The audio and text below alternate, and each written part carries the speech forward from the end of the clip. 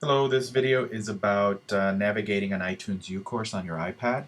To get started, we want to make sure that the iPad is in the landscape mode rather than the portrait mode. The course will work better that way and also will appear better. And the first thing you want to do also is go to the App Store and download the iTunes U app. Once you do have that, you want to open it up by clicking on it. And since you probably won't have any courses on there already, it should come up blank on the shelf here. But to add a course, you want to go to the plus sign that you see up in the top left corner and click on Enroll in a Course. Enter the code that was sent to you by email probably and click OK. And that should add the course for you. Once you've got the course on there, for instance, in this case, we're going to go with patient communication. You go ahead and click on the course to open it. And it should open in the course overview, which tells you a little bit about the description of the course and how long the course is going on for, who is teaching it, and whatnot. If you go down the line on the bars here, you get the instructor information, which includes emailing the instructor, the outline of the course, which is all the topics that the course covers, the goals and outcomes of the course, any learning activities for the course, how the course is going to be, or how the learner in the course is going to be assessed, the grading scheme for the course, and finally, in this case, the institutional policies. Each course by default will have overview, instructor, and outline. The additional items will depend on your instructor. Now, to navigate through the course, you want to go to the bottom of the screen where you see info, posts, notes, and materials. Yours probably will not say admin because you may not be an instructor. But in this case, we'll go from info now over to posts. And this will start showing you all of the meat and potatoes. So it's organized by recent posts, assignments, and discussions. So if you wanted to look at all the assignments for this particular course, you can see them all here all at once. But as you can see, the way that I have them set up, they don't mean much because they're not specific to any particular section.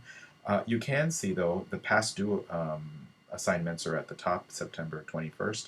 I had 2 assignments that were due that were not turned in. So we want to start by going by post by topic and start with course essentials and materials. And you can see that under course essentials and materials, I have course syllabus, accreditation documents, rubrics, textbooks, and apps. You want to start with the course syllabus, and it'll tell you a little bit of information about the syllabus, and the assignment for this is to review. You can tell there's an assignment because there's a paper clip on there. So we click on this section, and it gives us basically the course syllabus. Now there may be a cloud with an arrow here. In this case, I've already downloaded it, so it won't have it. So I click on it, and it'll bring up the syllabus, and I can see the course syllabus in PDF format. Now, if I wanted to export this particular document, I could by clicking at the box with the arrow at the right upper hand corner here.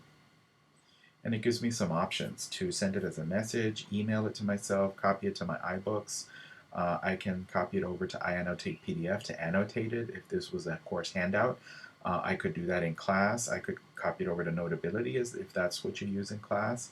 I could print it out. I could also send it to NoteShelf, or I could save it to any one of my cloud drives, Box, Dropbox, OneDrive, Google Drive, or whatever you choose. So once you're done reading this, you click Done, and it takes you back. And we navigate back to the section where we were at. Now, say next I want to look at the apps that are included for this course. So for this course, it says that there are some apps that are required and recommended.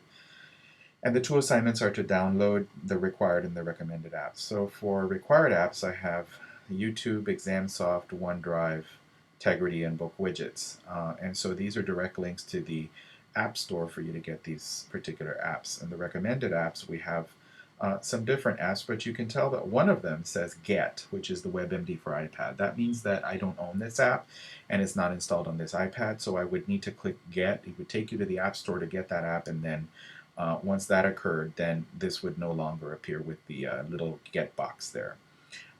So if we want to go through the rest of the course, then we would go to, say, for this particular section, we want to do family history. This is the week for family history. So we want to go through the objects that are down for family history. So the first thing is that we want to look at the objectives for this particular section. And so this basically gives me the objectives that I need to know for this section. Then it says here things that I need to do before class. So these activities are designed to help the student prepare for class. and there are 3 different activities. There is a read activity, a review activity, and a watch activity. So I'll click on the first activity, which is to read, and this wants me to read 3 different documents. And you notice that these documents have not been downloaded. So if you click on the cloud, it will download the documents to the iPad, at which point you can click on them to open them. So in this first case, it's an article by Daniel Wattendorf and Donald Hadley, Family History, the 3-Generation Pedigree. Click on it to open it, and you can read the reading assignment. Once you're done, click Done, and move backward. The next thing I need to do is review. And again, these need to be downloaded, which don't take very long. And once they are downloaded, I can review them. So it wants me to review this genogram template. And once you feel that you've reviewed it and understood it, you can click Done and move backward. The next thing that it wants you to do is to watch something. In this case, you have to watch, it looks like it's going to be a web link to a YouTube video, which would take you out of the app into the YouTube app to watch it. So I won't click on it now, but that's what it would do. Then we move back, so we finished with everything for before class, and then what do I have to do during class? So these activities are designed to help the student during the class period. So in class, I can either watch or follow. In the case of watch, it wants you to watch the lecture for family history. So this was a lecture that was captured during the live class in the classroom, and it's a YouTube link. So you can go to YouTube and watch that particular lecture, or you can also, follow. And by follow, we have 3 different versions of the handout for this particular lecture. There is a full slide, 3 slide, and outline. And say I just want to look at the full slide version because that's what I like best, and I like to use the full slide version in class to annotate on it and write my notes onto the actual lecture handout. Once it's downloaded, I can click on it to open it, and I can either follow along in class, or I can send this over to iAnnotate PDF or Notability or Note Shelf or whatever it is that I use to annotate handouts. Click Done when finished and move backward.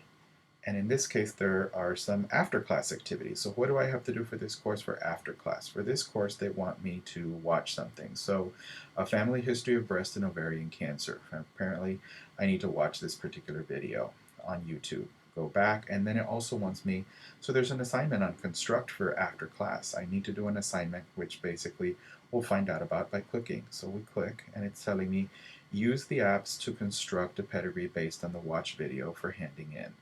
Oh, so once I finish reviewing that watch video, then I can go in here and I can use any one of these apps to create a family pedigree and then submit it and turn it in.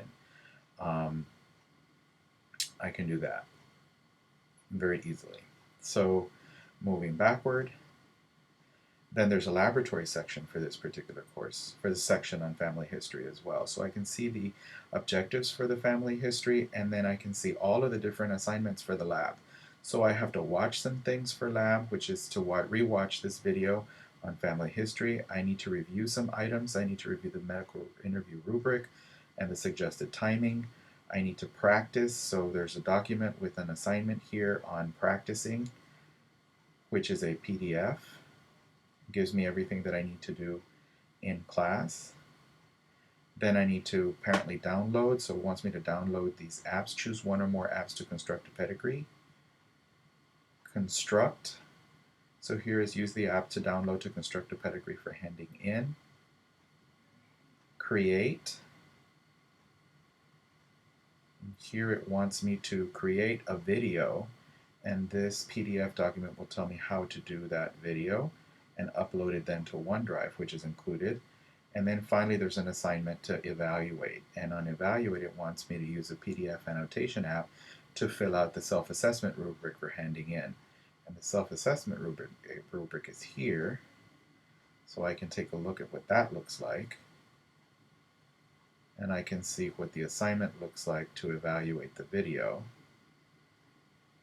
as well. Move back. And we've done everything we needed to do for family history. And you go through social history, review system, so on and so forth, until you finish all of the topics in the course. That is how you would navigate through an iTunes U course. Enjoy the class.